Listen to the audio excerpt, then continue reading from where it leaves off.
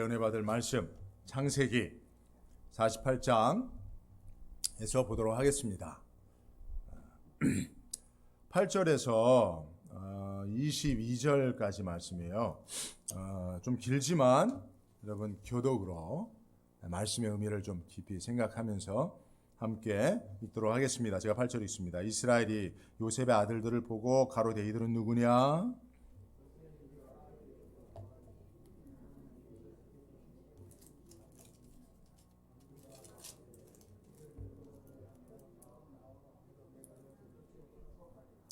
이스라엘의 눈이 나이로 인하여 어두워서 보지 못하더라.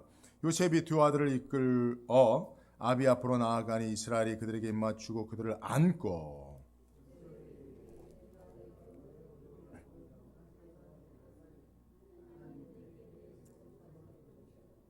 요셉이 아비 무릎 사이에서 두 아들을 물리고 땅에 엎드려 절하고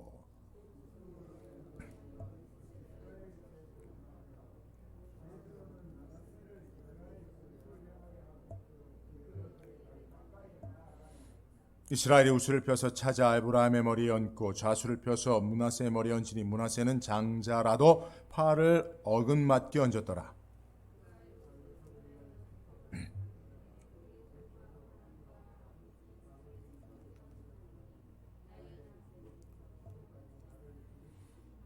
나를 모든 환난에서 건지신 사자께서 이 아이에게 복을 주시오며 이들로 내 이름과 내 조부 아브라함과 아버지 이삭의 이름으로 칭하게 하시오며 이들로 세상에서 번식되게 하시기를 원하나이다.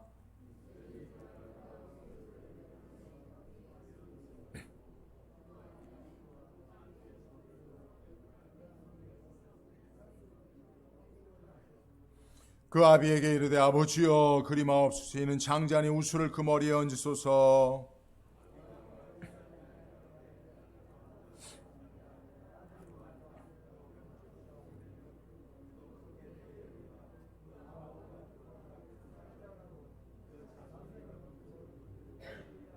그날에 그들에게 축복하여 가로되 이스라엘 족속이 너로 축복하기를 하나님이 너로 에브라임 같고 므낫세 같게 하시리라 하리라 하여 에브라임을 므낫세보다 앞세웠더라.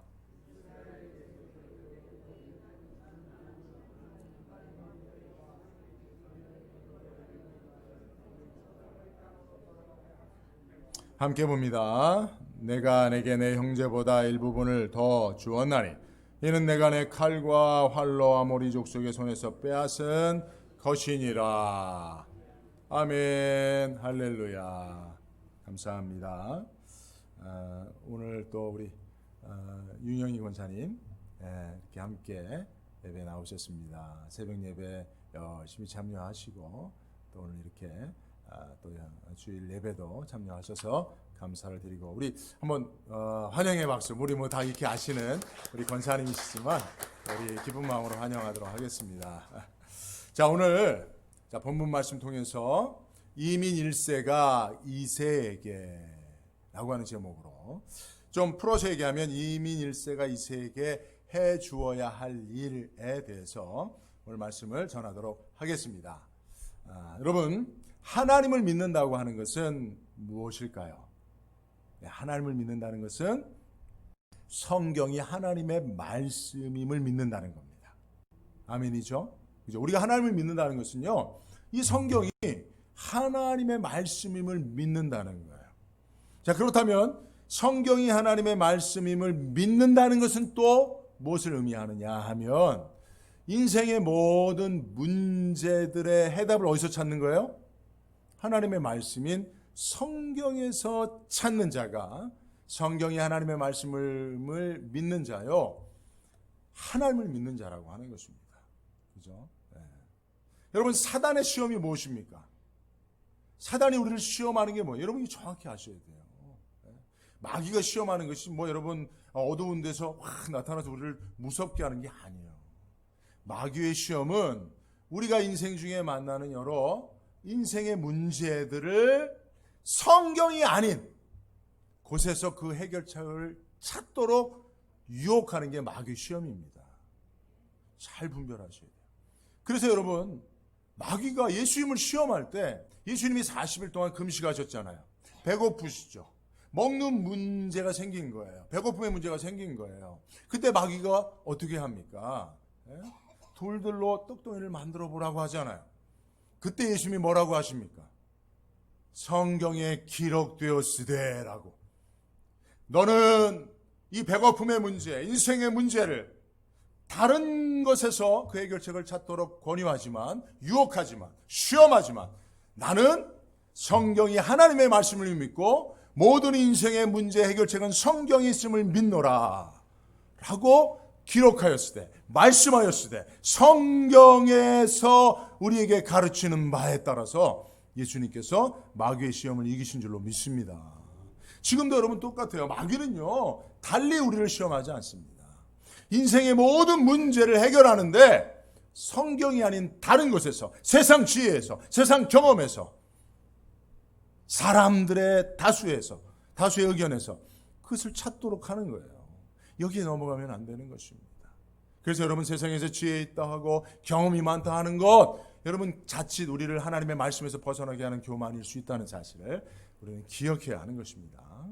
자, 그렇다면요, 여러분, 우리의 삶에 특별히 이 이민사회 가운데 저는 얼마 되지 않았지만 그래도 제가 지금 느끼는 가장 큰 문제 중에 하나, 각 가정들 가운데 있는 문제 중에 하나가 뭐냐 하면 이민 1세대와 2세들의 괴리감이에요. 부모와 자녀 세대가 하나 되지 못하는 그런 안타까움들이 있더라고요. 많은 이유들이 있습니다만은 첫 번째는 언어의 문제예요. 제가 여러 가정을 봤습니다. 부모는 한국말에 익숙하고 영어에 좀 불편하고, 근데 자녀들은 한국말이 불편하고 영어가 익숙한 거예요. 그러니까 부모와 자녀들이 서로 언어 소통에 문제가 있는 거예요. 그래서 서로 사랑하는 마음이 있고 존경하는 마음이 있지만 소통이 잘 안 되는 겁니다. 그죠? 그런 어려움이 있어요. 그것으로부터 생긴 문화적, 세대 간의 차이, 이런 것들이 부모와 자녀들, 이민 1세와 2세들의 괴리를 만들어내는 거죠. 벽을 만들어내는 거죠. 여러분, 이것은 가정에만 있는 문제가 아니더라고요. 교회에도 이런 문제가 심각합니다. 교회는 문제가 더욱 심각하죠. LA에서 한인교회를 가장 큰 교회로 제가 알고 있는데, 목사님 얼마 전에 만나 대화한 적이 있습니다.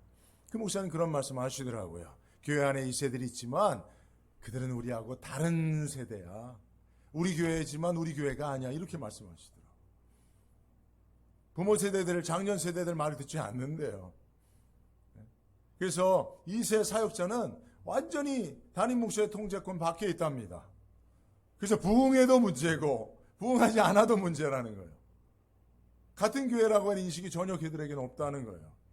다른 세대, 다른 문화권에서 한 교회에 있지만 전혀 다른 타 교회와 같이 있다는 거죠. 통제가 안 된다는 거죠. 서로 섞이지 않는다는 겁니다. 여러분, 이런 문제는 가정과 교회만 있는 것이 아니라 이민 사회 가운데도 있더라고요. 저희 아들 막내를 미국 학교에 보냈더니 2세들하고 좀 친하게 지내라 했더니 좀 학교 생활 2, 3년 하더니 2세들하고는 전혀 친해질 수가 없다는 거예요. 걔들은 다르게 부른대요. 호칭도 제가 정확히 모르는데 호칭부터가 달라요. 2세들은 이렇게 1.5세죠. 어렸을 때 부모님을 쫓아온 애들을 자기들하고 다른 아이로 보는 거예요. 자기들은 미국인이고 너희는 미국이 아니라고 보는 거죠. 그리고 언어 문제에 있어서도 부끄러워한다는 거예요. 콩글리시 하는 그런 것들을. 그래서 서로 섞이지 않는다는 겁니다. 같은 한국인이지만, 뿌리가 같지만 가지가 어짜라 하는 것처럼 그렇게 섞이지 못하는 게 지금 우리들이 가지고 있는 우리 이민사회의 가장 큰 문제가 라고 볼 수가 있습니다. 여러분, 이 문제를 여러분 어떻게 해결해야 합니까? 이렇게 되면요, 사실은 우리 미국 사회에서 한인들의 뿌리는 없어지는 거예요. 이민 1세대들이 다 하나님 부름받고 소천하면 이제는 이 사회 가운데 한이라고 하는 것은 존재하지 않는 거죠. 한인 공동체라고 하는 건 존재할 수가 없는 것이죠. 심각한 문제가 아닐 수 없습니다. 특별히 교회가 그렇습니다. 그래서 한인 교회들이 다 노령화되고 젊은 세대들이 없는 거예요. 젊은 2세들을 교회가 품어내지 못하는 거죠. 이 문제를 여러분 어떻게 극복하시겠습니까? 이것은 우리들이 당면하고 있는 문제이기도 한데요. 저도 이 고민을 오래전부터 하며 기도하는 가운데 말씀을 통해서 이 문제를 해결해야 되지 않겠나. 그래서 오늘 이 창세기 말씀을 보면서 영감을 받고요. 아, 그렇구나. 이것이 가장 중요한 문제고 그 문제를 해결하는 하나님의 방법이구나라고 하는 생각을 하고, 오늘 여러분 본문 속에서 영감을 받고 이 문제에 대한 하나님의 해결책을 함께 찾아볼 수 있길 바랍니다. 여러분 기대가 되지 않습니까? 말씀이 이것을 어떻게 우리에게 해결책을 제시하고 있는가. 특히 여러분 오늘 야곱과 요셉의 두 아들이 등장합니다. 이들이 보십시오. 장소가 어디예요? 애굽입니다. 애굽의 야곱은 이민원 1세예요. 그죠? 요셉은 10대 때 온 1.5세입니다. 그리고 요셉의 두 아들을 므낫세와 에브라임은 애굽에서 태어난, 애굽과 야곱이 헷갈리네요. 애굽에서 태어난 2세예요. 지금 이들이요, 지금 한 자리에 있습니다. 그런데 놀랍게도 하나 되어지는, 영적으로 하나로 묶여지는 역사가 오늘 본문 속에 등장합니다. 어떻게 여러분 우리 1세와 1.5세와 2세들이 하나님 안에서 영적으로 하나로 묶여질 수 있는가, 말씀을 통해서 함께 생각해 보도록 하겠는데요. 첫 번째는요, 영적인 입양이 이루어져야 됩니다. 한번 따라 합시다. 영적으로 입양해야 한다. 예, 입양해야 합니다. 2세들을 세상에 내어주지 말고 우리 1세들이 영적 자녀로 입양해서 그 자녀들의 영적 생명에 대한 책임을 져야 합니다. 여러분 오늘 말씀을 듣고요, 여러분들 손주들, 2세들 말은 잘 안 통하고 할아버지, 할머니 이렇게 부르면서 뭐라고 하면 뭐라고요? 하는 그런 2세들, 여러분 야곱처럼, 여러분 요셉의 두 아들도 야곱하고 언어가 잘 안 통했을 거예요. 다른 언어를 사용했으니까요. 그죠? 야곱 할아버지 하면서 그렇게 불렀을 겁니다. 그렇다고 여러분 말이 안 통하니 야 그래 빨리 용돈 줄 테니까 빨리 집에 가라 하지 마시고 오늘 야곱처럼 하시길 바랍니다. 야곱이 애굽에서 태어난 요셉의 두 아들을 자기 자녀로 입양했습니다. 이거 상당히 중요한 의미를 담고 있는 부분이에요. 세대 간 신앙의 단절을 해결해 주시는 하나님의 지혜인 줄로 믿습니다. 여러분 생각해 보세요. 요셉의 두 아들은 애굽에서 태어났습니다. 요셉의 두 아들은 아버지의 이름을 요셉으로 알기보다는 사브낫 바네아라고 하는 애굽식의 이름으로 아버지를 불렀어요. 사브낫 바네아. 그리고 어머니는 누구였어요? 이방 제사장의 딸인 아스낫이라고 하는 애굽 여인이었어요. 그죠? 애굽의 총리요. 이방 제사장의 딸인 아버지 어머니를 두고 있는, 그래서 애굽에서 태어나서 애굽의 최고의 교육을 받고 자란 요셉의 두 아들입니다. 이들이 어떤 영적 상황 속에서 자라났는지를 상상해 보십시오. 야곱과는 전혀 다른, 하나님을 믿고 있었다 할지라도, 요셉을 통해서 하나님에 대해 소개를 받고 믿음을 가지고 있다 할지라도 전혀 다른 영적 환경 속에서 자라났을 것입니다. 이것을 야곱이 보았겠죠. 그리고 야곱은 결단합니다. 이 두 손자를 자기 아들들로 입양하기로 결정합니다. 5절의 말씀을 보니까요, 내가 애굽으로 와서 내게 이르기를 전에 애굽에서 내게 낳은 두 아들 에브라임과 므낫세는 내 것이라 라고 얘기합니다. 그리고 여러분 8절과 12절 말씀이 조금 이상해요. 8절을 보니까 이스라엘이 요셉의 아들들을 보고 가로되 이들은 누구냐라고 물어봐요. 그러니까 마치 야곱이 눈이 어두워지고 치매 들린 그런 할아버지처럼 요셉이 두 아들을 데리고 왔는데도 너 얘들이 누구야? 라고 물는 것과 같은 거죠. 좀 이상하죠. 근데 실제로 야곱은 눈이 어두워졌지만 치매 들지 않았습니다. 요셉과 함께 온 이 두 청년이죠. 누군지 모르지 않았어요. 그런데도 이들이 누구냐고 물어봅니다. 12절에 보니까 요셉이 아비 무릎 사이에서 두 아들을 물리고 땅에 엎드려 서라고. 여러분 지금 요셉이 두 아들을 에브라임과 므낫세와 에브라임을 야곱에게 데리고 왔는데 어디에 앉혔어요? 야곱의 두 무릎에. 근데 여러분, 이들이 지금 몇 살이라고요? 최소 20이 넘은 청년들이에요. 잘 먹고, 그죠? 총리 아들들이네. 얼마나 잘 먹고 잘 자랐겠어요. 근데 두 무릎에, 무릎 사이에 이 두 아들을 앉혔다는 거잖아요. 이상하지 않습니까? 이것은 여러분 어떤 하나의 의식을 보여주고 있는 거예요. 이것은 당시 고대 근동 지방에 있었던 입양 의식인 것입니다. 그래서 그 의식의 한 과정으로 야곱이 이들의 이름이 무엇이냐라고 묻는 것이고요. 그리고 두 무릎 사이에 입양하는 자를 앉히고 축복기도 하는 것, 이 모든 과정이 결국은 입양 의식을 거행하는 것이다 라고 우리는 이해하고 이 말씀을 보면 이 말씀의 의미를 알 수가 있는 것입니다. 그죠? 여러분, 야곱이 굳이 죽을 날이 얼마 남지 않았음에도 불구하고, 그리고 그동안 자식들 때문에, 자식이 한두 명이었어요.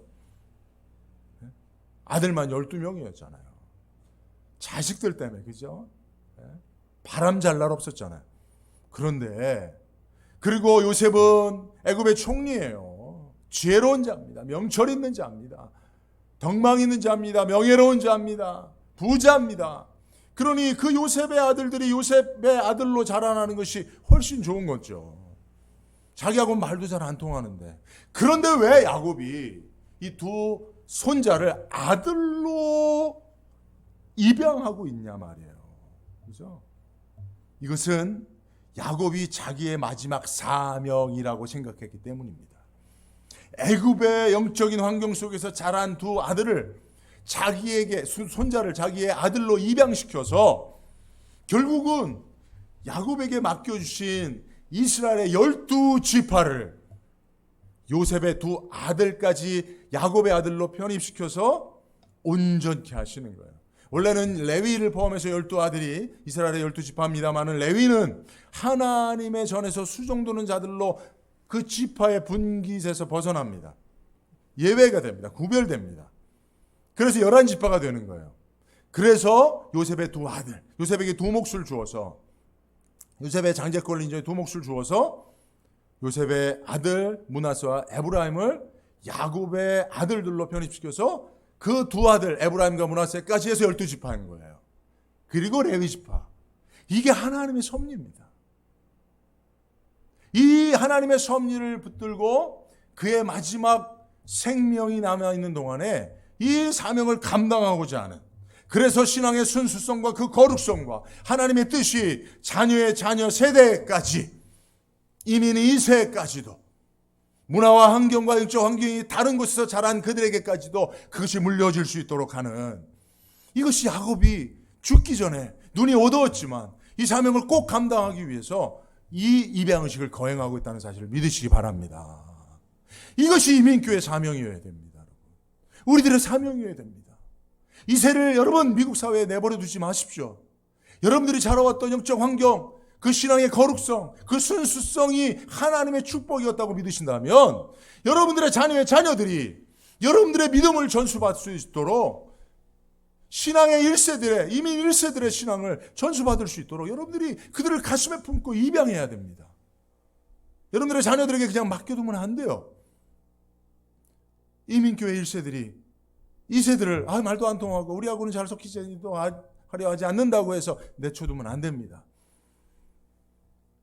우리 남가주한대교회 성도님들이 이런 너른 가슴을 가지고 야곱처럼 그들을 입양할 수 있기를 바랍니다. 영적인 입양 제도가 이루어질 수 있기를 바랍니다. 그래서 제가 기도하는 가운데 사실은 이제 교회가 앞으로 해야 될 사명 중에 하나가 영적 입양 제도예요. 우리 신앙의 1세대들과 우리 자녀들, 다음 세대들, 2세대, 영어덜트들을 영적으로 묶어줘서 영적으로 입양해서 자기 부모님은 있지만 그러나 신앙의 아버지로, 어머니로 여러분들의 기도와 하나님 여러분들에게 주신 신앙의 순수성을 물려줄 수 있는, 그래서 미국 사회 내에 정말 한국 사람들에게 하나님이 주신, 한인교회에 주신 축복을 계속 물려주고 뿌리를 내릴 수 있도록 하는 일에 우리 남가주한대교회가 쓰임받을 수 있기를 주의 이름으로 축복합니다. 자, 이게 첫 번째 방법이고, 두 번째는요, 그러려면 여러분 우리가 영적 영향력을 잃지 말아야 됩니다. 우리 2세들이 볼 때에 아버지 야곱 1세들의 영적 영향력이 미쳐지고 있다는 사실을 알아야 됩니다. 그죠? 아유, 그냥 뭐 세상에서 만나는 할아버지 할머니하고 다를 바 없는데라고 생각하면 누가 그 밑에서 축복을 받고 입양될 수 있겠습니까? 48장 1절을 보면 야곱이 병들었습니다. 10절을 보면 야곱이 눈이 나이로 인하여 어두워졌습니다. 인간적으로 보면 그냥 할아버지예요. 그죠? 하나님이 언제 불러가도 뭐 놀라지 않을 만한 그런 나이가 이제 150세가 가까이 되어지 그런 할아버지입니다. 그리고 요셉은 애굽의 총리로 세상을 통치하는 지도자입니다. 자, 그러나 영적으로 보면 야곱은 요셉을 능가하는 영적인 지도자로 영적인 영향력을 미치고 있습니다. 어떻게 나이 많아 늙고 눈이 어두워진 야곱이 요셉을 능가하는 영적 영향력을 미칠 수 있었습니까? 그것은 바로 딱 하나예요, 여러분. 야곱이 요셉을 능가할 수 있는 영적 영향력을 미칠 수 있는 딱 이유 하나, 하나님의 뜻을 알 수 있었어요. 요셉이 알지 못하는 하나님의 뜻이 무엇인지를 야곱은 알고 있었다는 겁니다. 17절 말씀을 보니까 요셉이 그 아비가 우수를 에브라임 머리에 얹은 것을 보고 기뻐 아니합니다. 지금 야곱이 이렇게 있어요. 요셉이 두 아들을 야곱에게 이렇게 앞으로 내어미는데, 자, 야곱이 오른손으로 머리에 손을 얹고 왼손에 두 아들이니까 축복할 때 요셉의 입장에서는 야곱의 우수 오른손으로 안수하고 기도할 자를 누구를 내밀었겠습니까? 장자 므낫세를 그렇게 내민 거예요. 그리고 차자 에브라임을 그렇게 내미는 거예요. 근데 야곱이 어떻게 기도하죠? 손을 어긋맞춰서 기도합니다. 우수의 축복이 장자권의 축복인데 손을 어긋맞춰서 기도를 합니다. 이것을 요셉이 보고 아이고 아버지 아무리 눈이 어두워도 그렇지 왜 그러세요 하고 기뻐하지 아니하는 거예요. 근데 야곱이 뭐라고 그럽니까? 나도 안다. 네가 아는 건 나도 안다. 그러나 네가 모르는 건 나는 더 알고 있다 이거예요. 무엇입니까? 하나님이 누구를 장자로 축복하시는지 너는 알지 못하지 않느냐. 나는 안다 이거예요. 여러분 종종 성경에 보면 하나님께서 그냥 세상의 인습과 전통을 뛰어넘어서 하나님의 뜻 안에서 하나님의 축복의 통로를 흘려보내는 그런 대상을 장자를 삼는 경우가 있어요. 그래서 차자를 장자로 삼는 경우가 있습니다. 그죠? 네. 예를 들면 아브라함의 두 아들 가운데 장자가 누구예요? 이스마엘 아닙니까? 그러나 하나님께서 이삭을 축복의 장자로 삼으시죠. 그죠? 이삭의 두 아들 에서와 야곱 아닙니까? 차자인 야곱이 하나님의 축복의 장자권을 물려받습니다. 야곱의 아들들 가운데 장자권은 르우벤에게 있습니다. 그러나 누구에게 장자권이 갑니까? 요셉에게 가잖아요. 그죠? 유다의 두 아들 베레스와 세라도 결국은 누가 그 장자권을 받습니까? 차자가. 이렇게 하나님께서요 세상의 인식과 전통을 관습을 뛰어넘어서 하나님의 뜻 안에서 하나님의 주권을 보이시는 이런 장자권을 바꾸시는 경우가 있습니다. 근데 이것을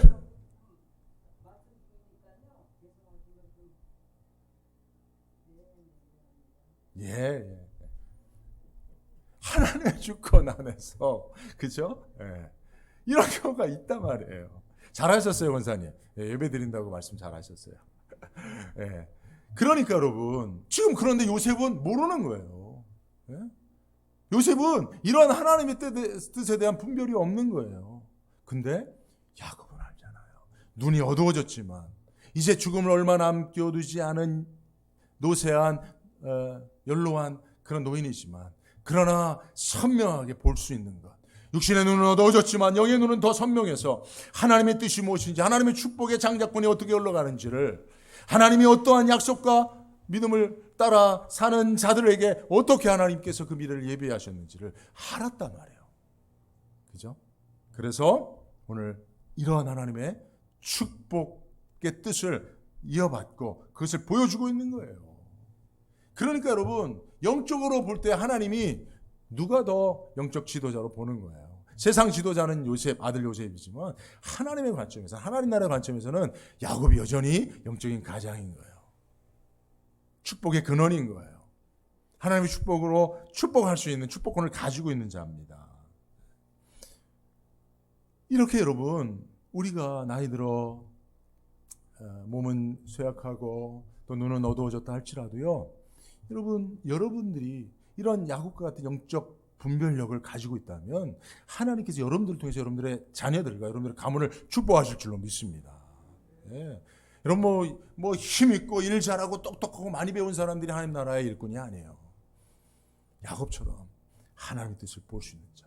그래서 그 뜻을 위해서 내 생명 마지막 다하는 날까지 그 뜻을 순종하여 이루어드리겠다고 하는 이 사명감을 가진 자, 그가 하나님 나라의 영적 가장이요 지도자인 줄로 믿습니다. 그러므로 여러분, 야곱의 인생의 최고 절정기가 언제입니까? 바로 이스라엘의 12지파가 되는 아들들을 축복할 때입니다. 죽기 바로 직전이에요. 그때 야곱의 영적인 분별력은 최고치에 달았고 영적인 강력한 영향력을 가지고 그 아들들과 그 아들들의 가문에까지 축복할 수 있었는 줄로 믿습니다. 그러니까 여러분, 우리가 야곱보다는 훨씬 연소하잖아요. 야곱이 지금 140세가 넘었는데, 그죠? 여기 계신 분들 그 반도 안 되신 분들이 대부분이잖아요.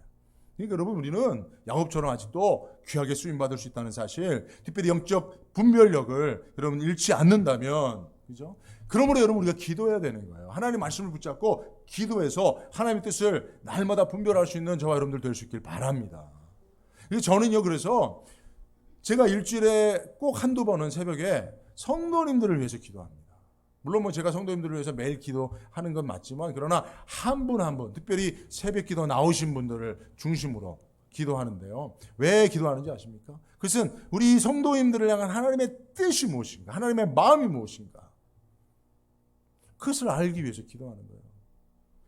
제가 목사지만 그것이 깨달아지지 않으면 저는 목사의 자격이 없는 거거든요.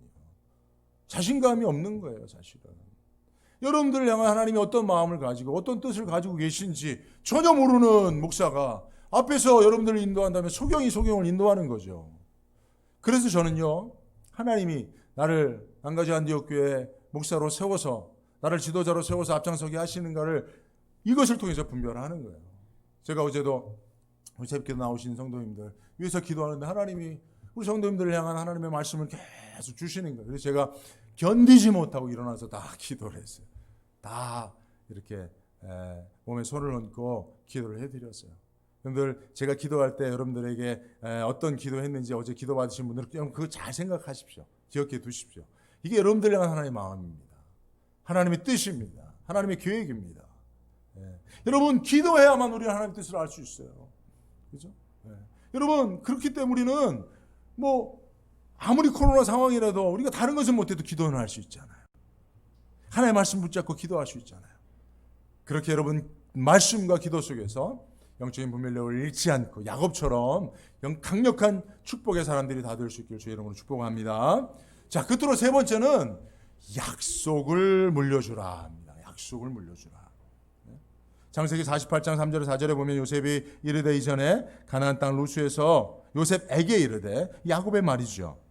가나안 땅 루스에서, 이게 베델입니다. 가나안 땅 루스는 베델인데, 전능한 하나님이 내게 나타나 복을 허락하여 라고 이 땅을 44절에 보면 내가 이 땅을 내 손에게 주어 영원한 기업이 되게 하리라 라고 가나안 땅에 대한 하나님의 약속으로의 기업, 그것을 이야기해 주고 있어요.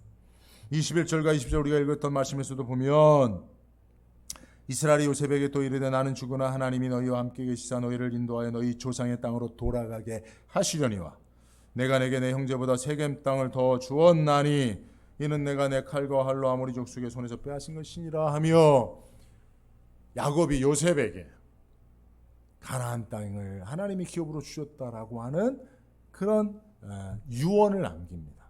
그죠? 유산을 남기는 거예요. 근데 여러분 생각해 보세요.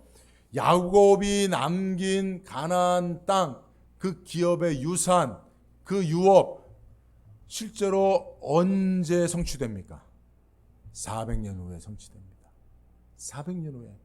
400년 후에 요셉의 자녀들, 야곱의 12지파의 그 자손들이 400년 후에 그 땅을, 즉 야곱이 유산으로 물려준 그것을 400년 후에 자기 소유로 삼게 되죠.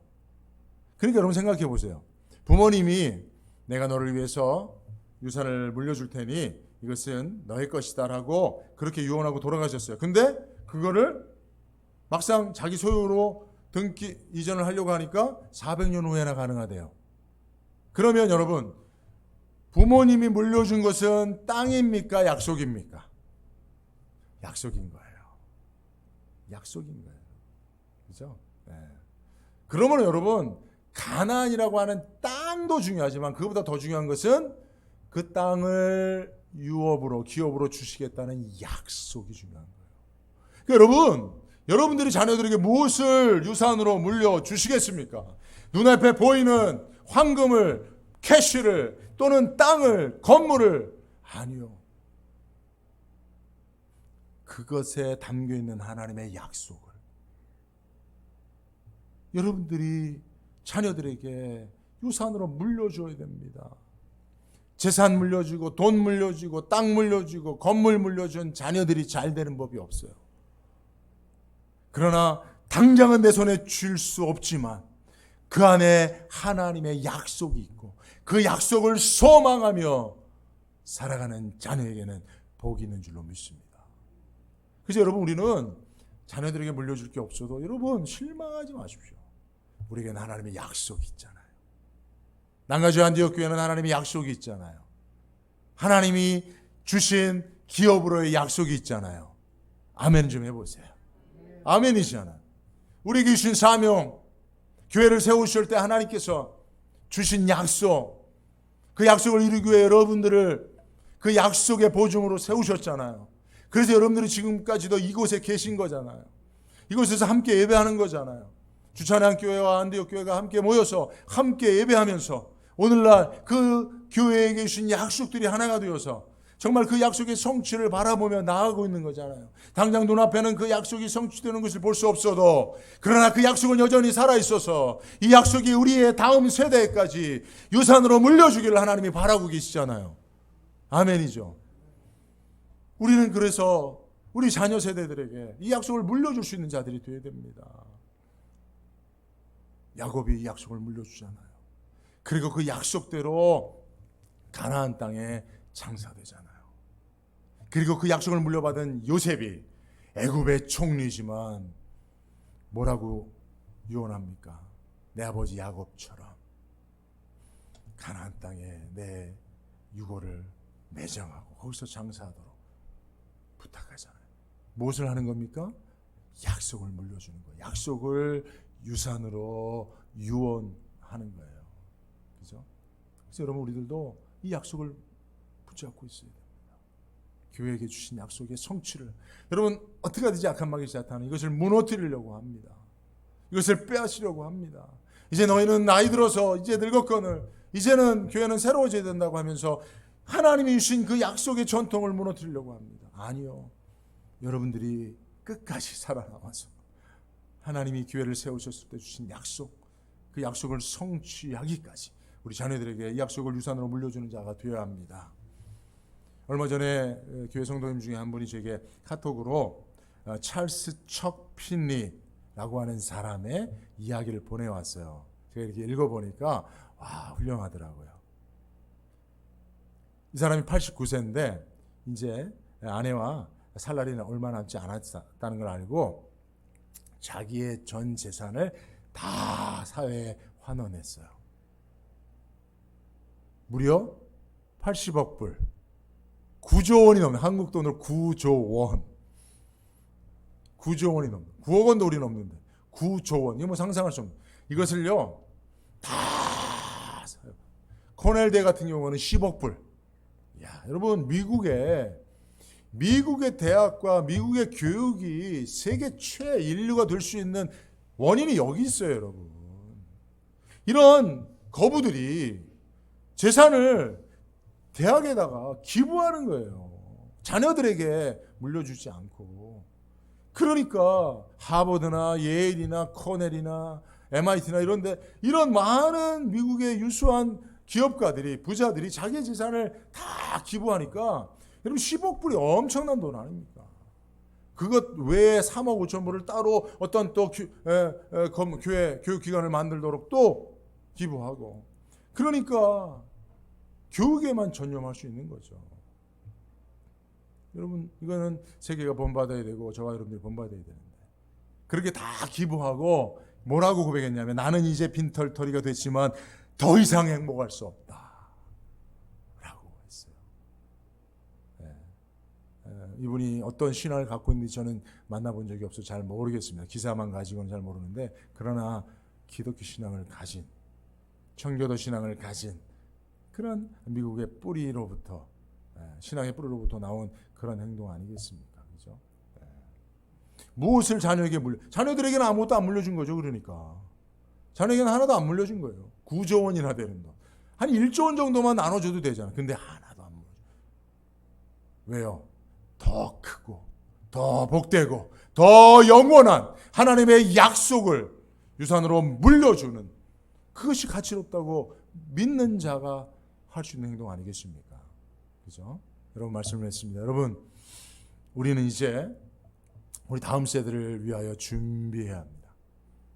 교회가 명맥이 끊어지지 않고 정말 주님 오시는 그날까지 우리 난가주 안디옥 교회가 하나님 주신 사명을 감당하기 위해서는 우리는 반드시 야곱이 요셉의 아들들을 영적으로 입양해서 그에게 하나님의 뜻을 분별하여 영적 영향력을 미치며 하나님의 약속을 유산으로 물려줬던 것처럼 저와 여러분들도 이곳에서 예배하는 저와 여러분들도 우리 자녀 세대들에게 그런 영적인 약속을 유산으로 물려줄 수 있는 준비를 할 수 있길 바랍니다.